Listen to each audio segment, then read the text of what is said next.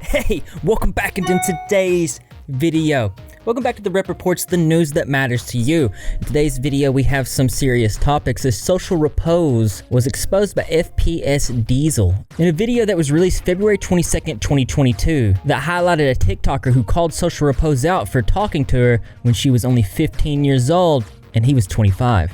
I generally feel like this needs more eyes on it, and I'm surprised it didn't blow up bigger than it did. YouTuber Repzilla has announced that he's going to be covering internet predator Davi Vanity, as well as an update for the James Bear situation he responded just 2 days ago.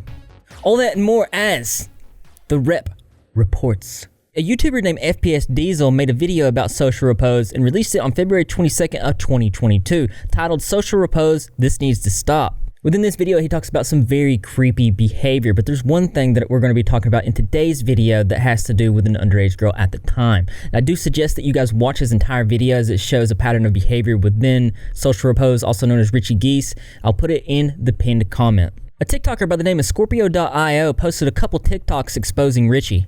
But before we go in that, if you're unfamiliar with who Richie Geese is.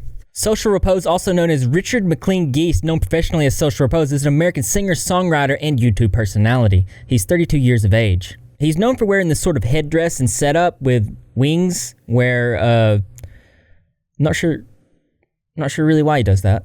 He's been in multiple controversies during his career on the platform, mostly about him cheating on girls. Most widely known was his relationship with Jacqueline Glenn. We're not going into detail on that because Jacqueline Glenn has moved on from this situation and she is absolutely thriving with her family and it's a beautiful thing, so I definitely don't want to get her involved in any sort of internet drama. Just know that this guy cheated on this girl, which is stupid. Social Repose's YouTube channel has suffered ever since it came out that he's a type of serial cheater.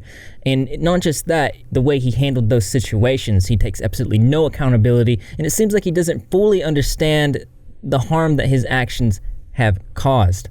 He's actually accumulated a brand new audience over on the app TikTok with over 1 million followers, and it looks like each of his TikToks are getting pretty good sized amount of views. Now that you've been caught up on who this person is, let's go back over to Scorpio.io. In her first TikTok, it says, disclaimer, I was underage and didn't know better, but he was an adult and knew what he was doing. This girl is now 23 years old, but at the time of her conversation with Social Repose, she was just 15 years old. This does involve another musician slash creator, Ronnie Radke, who's best known for being the lead singer of the bands Falling in Reverse and former lead singer of Escape the Fate. Ronnie started calling out people on TikTok that would take advantage of underage girls. When he targeted Social Repose, this prompted Scorpio to come out with her TikTok. With all the stuff between Social Repose and Ronnie Radke going on, I thought I should do my story time on how Richie Geese, aka Social Repose, tried to talk to me when I was 15. So I was 15, about to be 16. I turned 16 in November 19th. I'm 23 now, by the way. But he said, please don't say you're 16. Are you 15? Let me down easy. Then I said, close to 16. My birthday is on November 19th. He said, I feel less bad. Who says that? What 25-year-old says that? I'm 23 now, and I could not imagine trying to talk to a 15 or 16-year-old. Disgusting. Then he proceeds to tell me, you're so cute though, stop being 16. What the fuck? Like, what the actual fuck? I'm sorry, I look terrible right now, but all in all, he's a predator. I don't give a fuck. That's just the facts. And I will screen record the messages and his profile if you guys need further proof. But I seen other people were commenting on Ronnie's videos saying that he's a predator, blah blah blah, talks to underage girls. So there's the proof. This was in 2014/15. Like I said, I'm 23 now. It's 2022. That's absolutely disgusting, and people need to watch out for people like him. There's a couple of things I got to say about this. Number one being, this isn't one of those situations where you can say, well, that was 2014. It was a different time, which, yeah, some people's going to say that. Keep in mind that he meets this girl at a show. One of the first things he says is, you're underage, aren't you? So obviously he had a sneaking suspicion. Keep in mind he's 25 at the time. He had a sneaking suspicion that this girl, well, she didn't look old enough for him to get with, but he still proceeds to get into her DMs.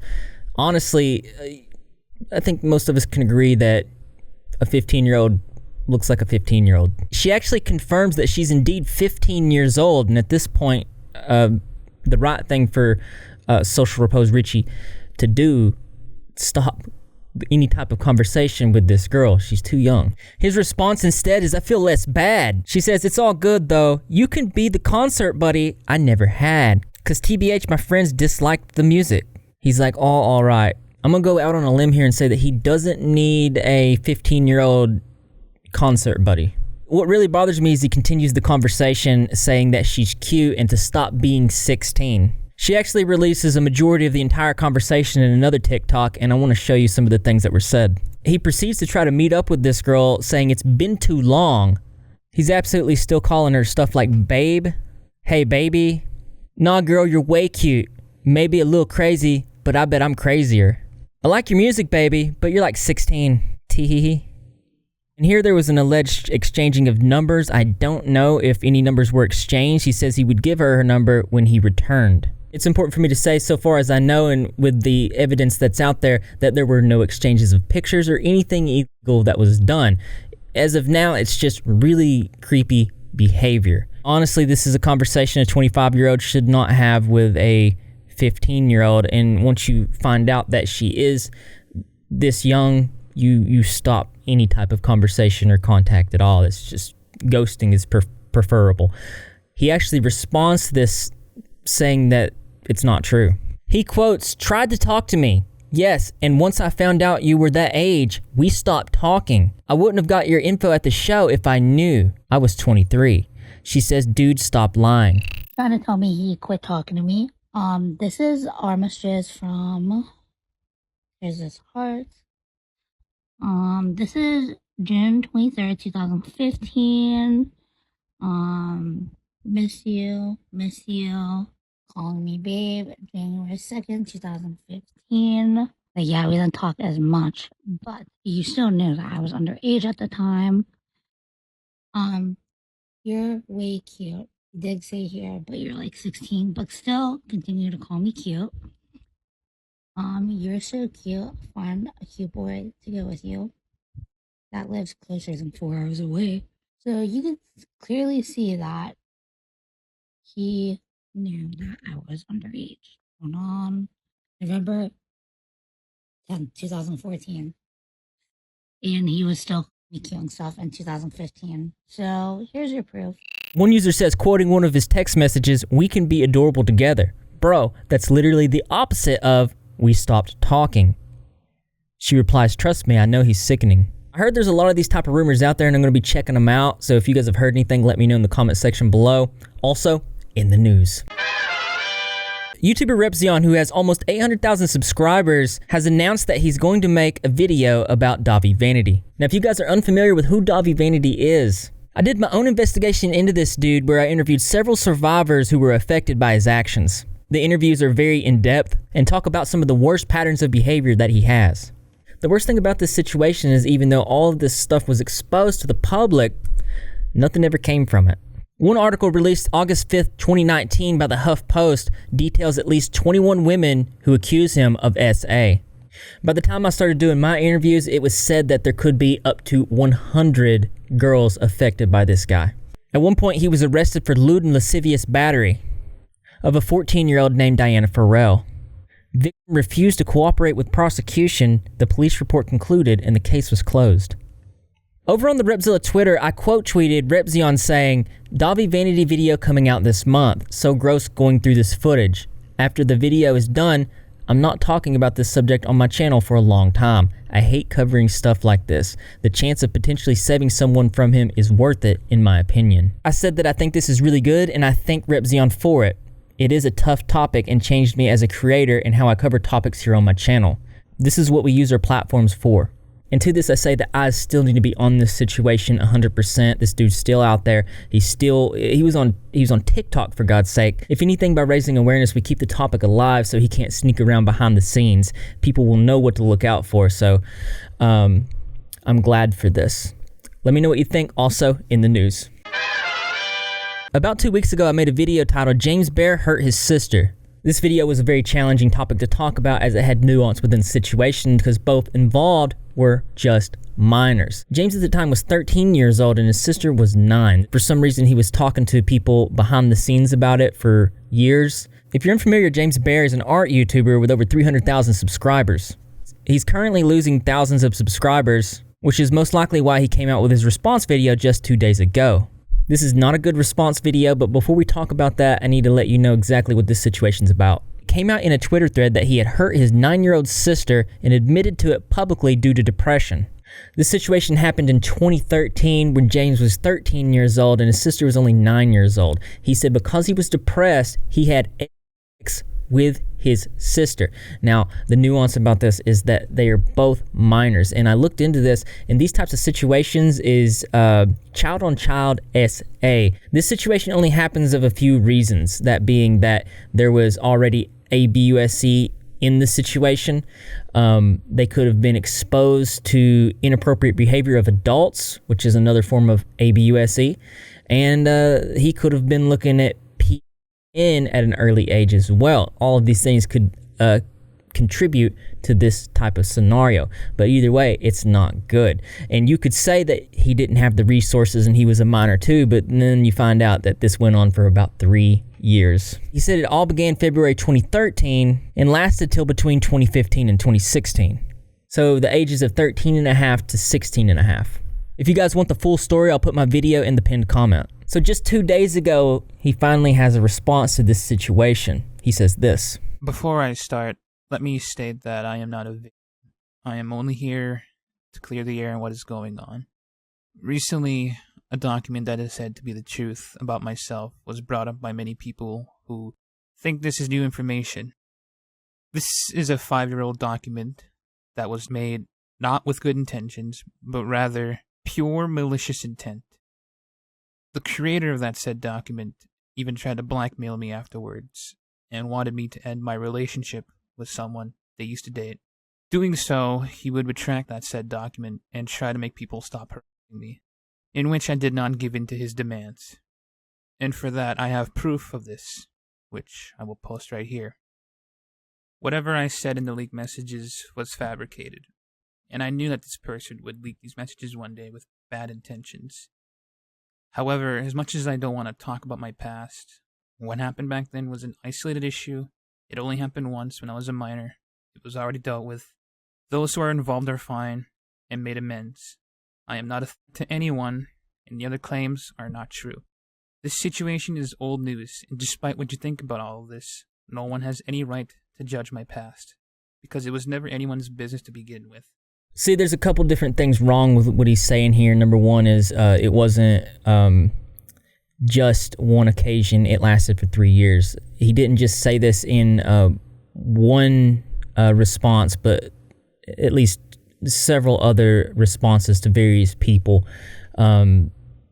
on the internet, people that were not public figures. So he was having these conversations with these people behind the scenes, and one could say, well, maybe he was really emotionally distressed, and that could be the case, but it doesn't mean that these things didn't happen. Another thing that he said was it was an isolated incident.